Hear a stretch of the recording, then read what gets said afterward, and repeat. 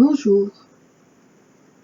Aujourd'hui, jeudi 26 janvier 2023, je vous présente le chapitre numéro 5 sur le thème de la destinée, notre destinée. Le collectif Flammes Jumelles est premier réceptacle de l'héritage christique de la lignée. Là, si on n'est pas en plein notre destinée, on n'y sera jamais. C'est une suite directe aux 3 audios suivants. Audio du 5 janvier, Destinée, chapitre 2, Pleine lune, 6 janvier 2023 et début de l'accomplissement de la réunion des âmes.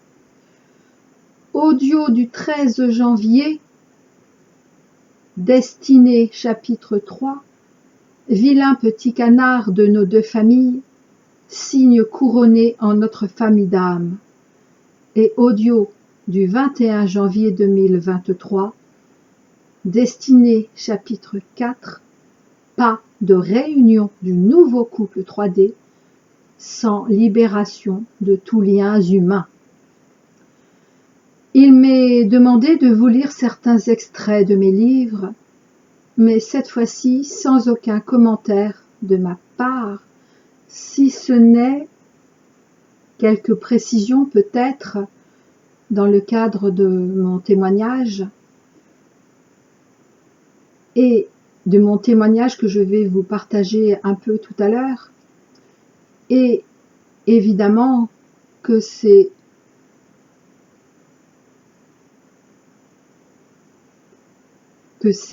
textes sont liés et reliés les uns aux autres.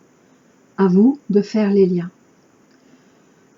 Cet audio se présente donc sous la forme de 3 lectures. Et quelle lecture? Car je suis encore abasourdi que les êtres de lumière et la source de notre collectif m'aient demandé cela. Sans doute, certainement peut-être même, sommes-nous enfin prêts et prêtes à recevoir confirmation consciente de ce que nos âmes savent depuis toujours. N'oubliez pas, notre collectif a été couronné ce 6 janvier 2023 et dans mon audio du 5 janvier, Sananda nous disait qu'ils nous reconnaissaient à leur tour, oui, à leur tour, comme étant de la royauté divine incarnée en tant que collectif Flammes Jumelles. À qui veut voir, entendre et savoir, voit, entend et sache. Pour commencer, un tout petit passage de mon roman d'amour initiatique en cours de rédaction, qui parle principalement, mais pas seulement, de la véritable histoire de princesse Crapaud et de prince charmant.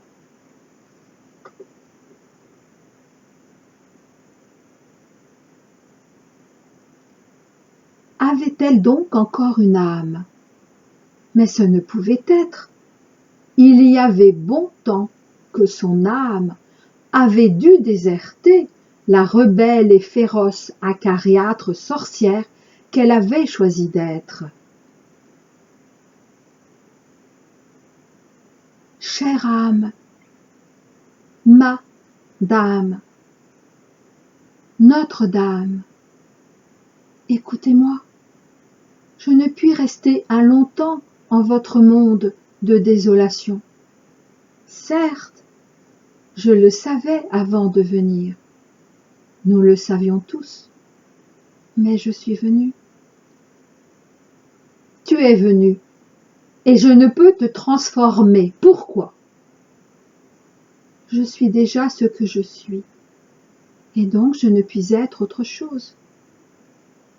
Bien sûr, j'aurais dû le comprendre. Tu as le cœur pur, et aucun être au cœur pur ne peut être changé, ni même altéré. Donc, seuls ceux qui ne savent pas encore qui ils sont véritablement peuvent être transformés.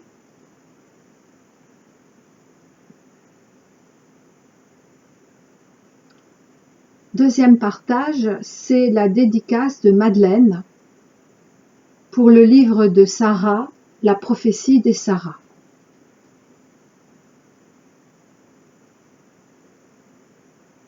À vous, mes fils et filles, en humanité. Aujourd'hui, pour vous, mais hier pour moi.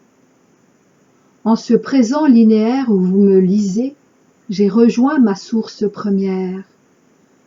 Aujourd'hui, si je peux encore m'adresser à vous par le biais de ce que fut le channeling, quand était le temps des channelings, c'est uniquement parce que j'avais alors pré-enregistré ce message au sein d'Elisabeth Anlus, mais sans qu'elle le sût consciemment. C'est ainsi que je me permets de vous rappeler combien, malgré l'adversité, je vous ai aimé, combien mon époux vous a tous aimés, et combien nous sommes aimés pour cette humanité inconsciente de sa conscience. Oh, combien nous vous aimons! Sur demande du Père et de la Mère, de votre monde, et selon le désir de la Grande Mère, ma flamme jumelle et moi-même, nous nous sommes portés volontaires pour vivre le sacerdoce divin que fut notre présence sur terre en tant qu'une Marie et en tant qu'un David. Aujourd'hui, mes si chers enfants et si chères extensions de moi-même, de nous-mêmes en tant que Madeleine et Josué en un, je vous demande de ne surtout pas baisser les bras, de ne pas vous décourager.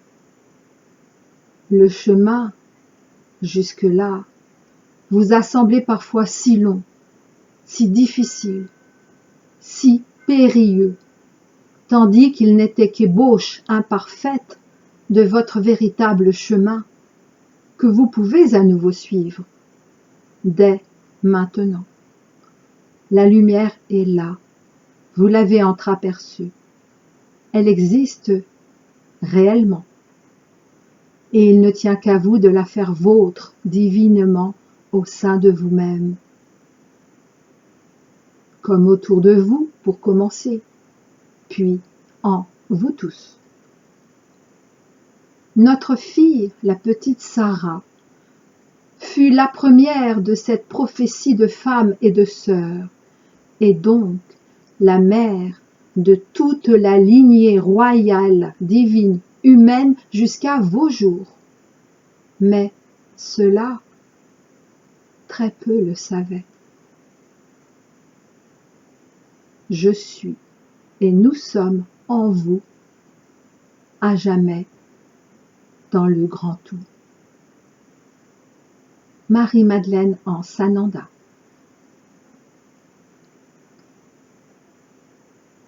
Et pour terminer, quelques extraits de mon témoignage de 2009 intitulé « Le Janus des deux reines », tiré de mon livre La vie providence 3 Alea Jacta Est, en page 166. 166. En fait, il s'agit de Rennes le château et de Rennes les bains.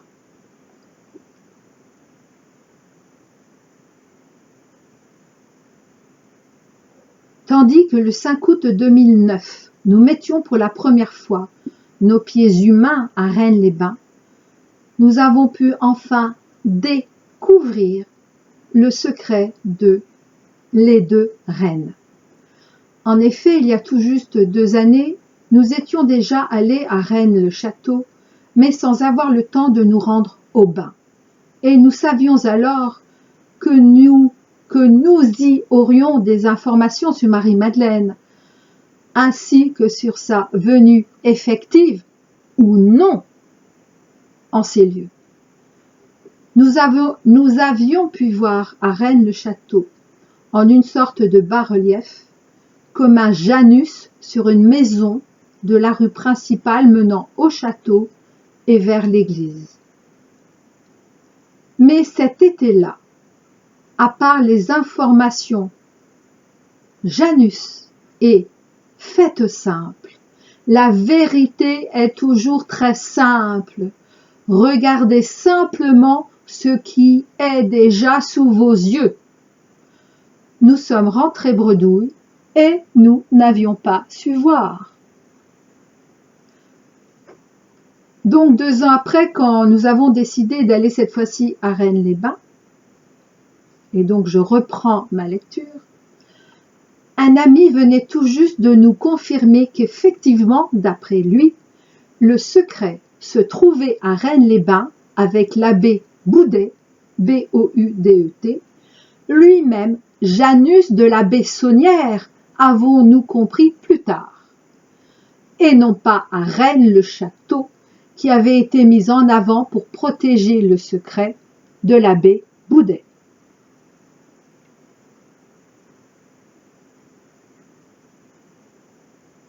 Donc une fois que nous étions à Rennes-les-Bains, bien sûr, je reprends la lecture. Nous avons très rapidement vu en projection Marie-Madeleine qui bénissait, puis apparemment, comme si elle baptisait dans cette eau certaines personnes.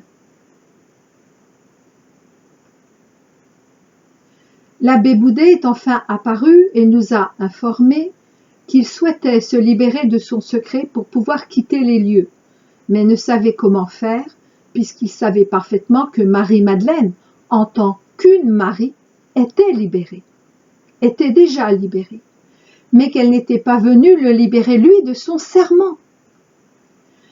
Il nous a indiqué également qu'il ne pouvait se libérer du fait qu'il était attaché à ce lieu par tous ceux qui y habitaient et qui ne voulaient pas qu'il s'en aille, de peur de perdre la magie du lieu.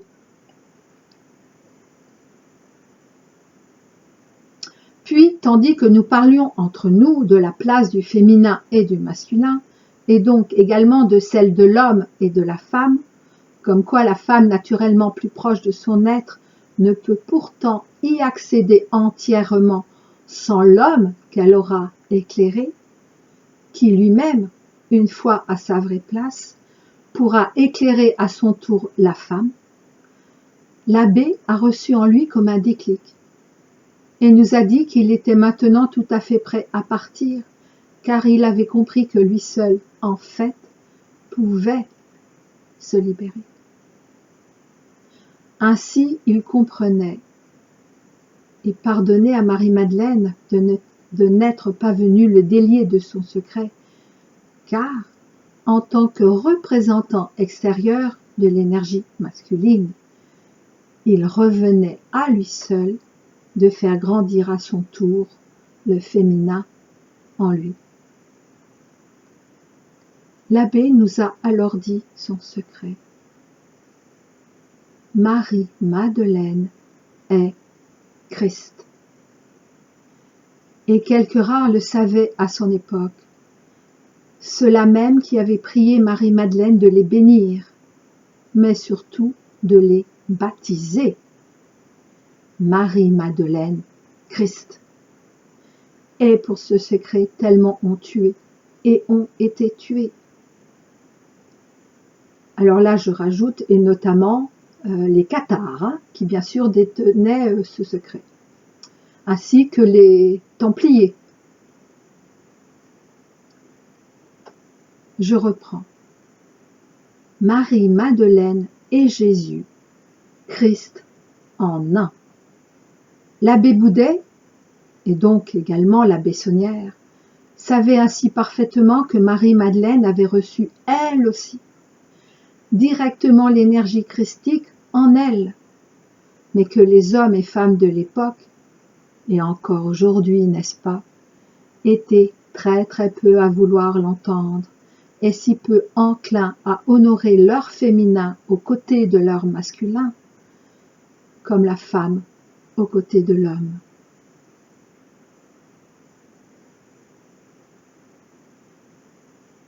Et nous avons compris un peu mieux un aspect du symbole Janus. Et le fait que d'ailleurs le premier Janus d'entre les Janus était en réalité Madeleine Jésus, Christ, en un, même si deux. Et oui, je vous rappelle qu'ils étaient et qu'ils sont toujours flammes jumelles, comme nous-mêmes, au sein de notre collectif.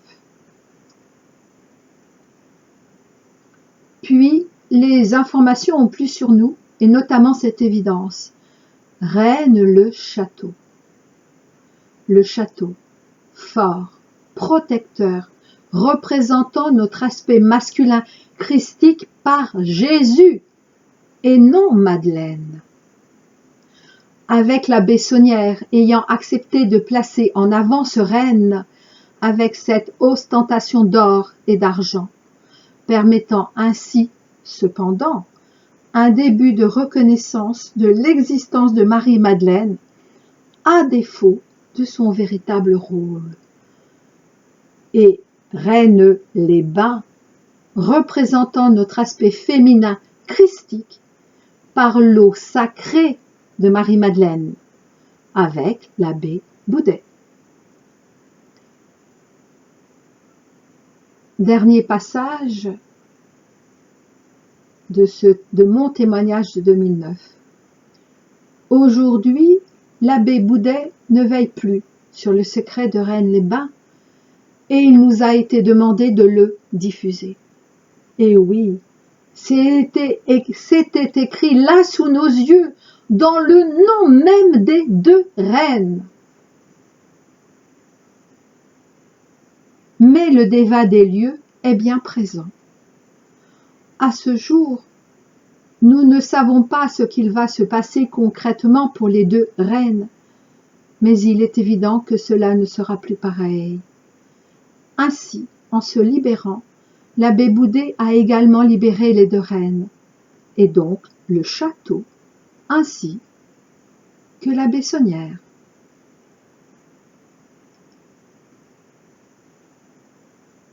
Ah, je pourrais tellement vous en dire plus, mais non, peut-être une autre fois, je ne sais pas. Je vous dis à très bientôt.